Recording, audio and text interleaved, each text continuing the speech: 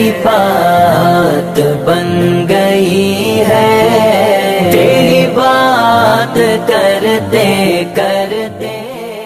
ایک طرف سے ہوا ہے، دوسرا کام باقی ہے، وہ ہونے جا رہا ہے، اور یہ اہم کام ہونے جا رہا ہے، اہم بات ہونے جا رہی ہے۔ قرآن پڑھا جائے گا، حدیث پڑھی جائے گی، نبی کریم علیہ السلام کی تعلیمات سنائی جائے گی، تو پھر ہمارے لیے جائز نہیں ہے کہ اس وقت ہم ہنگامہ کریں۔ تو میرے محترم، عبادت کی محفل ہے، ہم عبادت میں شریک ہیں، ہم کو ثواب بھی ملے گا، تو کوشش یہ کریں کہ ہم عبادت کا رنگ دیں، عبادت کا روپ بنائیے، عبادت کی شکل بھی ہو، ایسا نہ ہو کہ ہماری عبادت بھی ہو جائے، ہم کو ثواب بھی نہ ملے۔ تو نکاح کا جو ہے دو حصہ ہے، ایک عبادت، آپ دوسرا نام بھی دے سکتے ہیں معاہدہ۔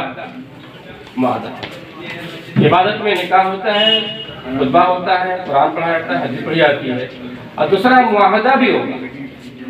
معاہدے میں کیا ضرورت ہے؟ دو گواہ چاہیے، یا پھر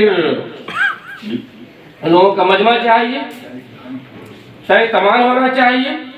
یہ معاہدے کا شکل ہے۔ معاہدے میں یہ ہے کہ اس سے پہلے جو ہے جمیل صاحب کی صاحبزادی تھی، ان کی ساری ذمہ داریاں ان کی کفالت میں تھی۔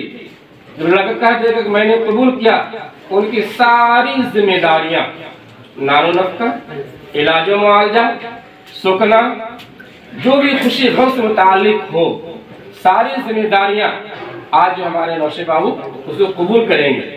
صرف ایک لفظ بولیں گے، میں نے قبول کیا، اور گویا کہ ساری ذمہ داریاں اپنے سر لے لیں گے۔ میں نے قبول کیا، یہ لفظ بہت بھاری بھرکم ہے، کوئی کھیل نہیں ہے، تماشا نہیں ہے کہ چلتا کھیلتا پھرتا بچہ کو بول دے میں نے قبول کیا۔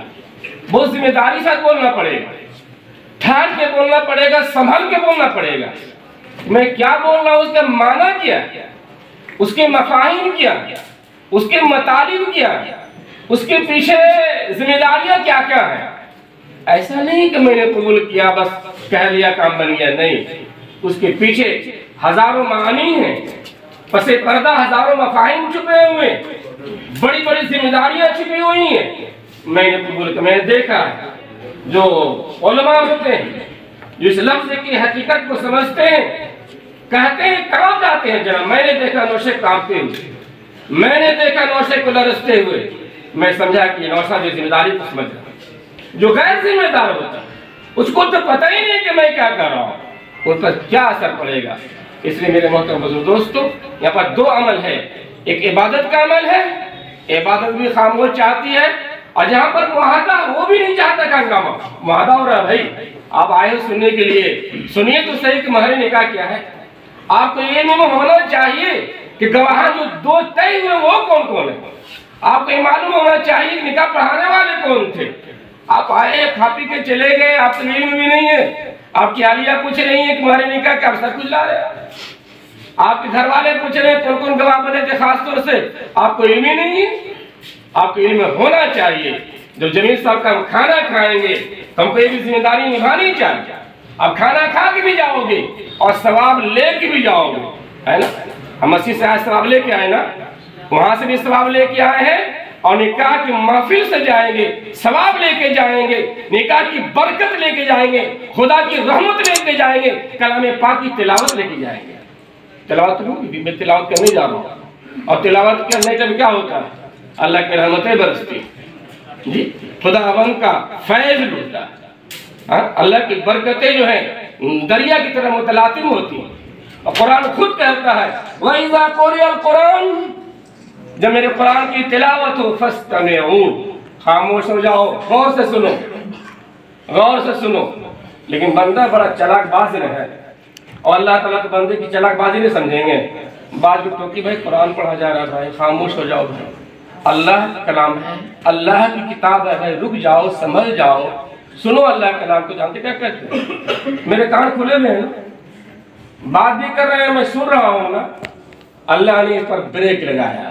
اچھے بندے اتنے ہوشیاری سکھاتے ہو، فَاسْتَمِعُوا بھی کہا، اور آگے کہہ دیا وَأَنصِتُوا، چپ چاپ ہو جاؤ، سارے کام کاج کو چھوڑ کے کلام الہی پر توجہ ڈالو۔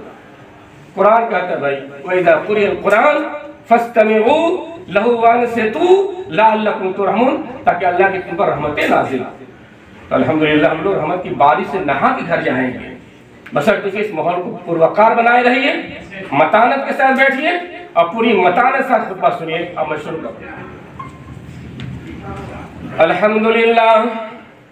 الحمدللہ کفا وسلام علی عبادہ الذین اصطفى، اما بعد، اعوذ باللہ من الشیطان الرجیم، بسم اللہ الرحمن الرحیم، یا ایھا الناس اتقوا ربکم الذی خلقکم من نفس واحدۃ وخلق منها زوجها وبث منهما رجالا كثيرا ونساء واتقوا الله الذي تساءلون به والارحام ان الله كان عليكم رقيبا يا ايها الذين امنوا اتقوا الله حق تقاته ولا تموتن الا وانتم مسلمون يا ايها الذين امنوا اتقوا الله وقولوا قولا سديدا يصلح لكم اعمالكم ويغفر لكم ذنوبكم ومن يطع الله ورسوله فقد فاز فوزا عظيما صدق الله العلي العظيم وقال النبي صلى الله عليه وسلم النكاح من سنتي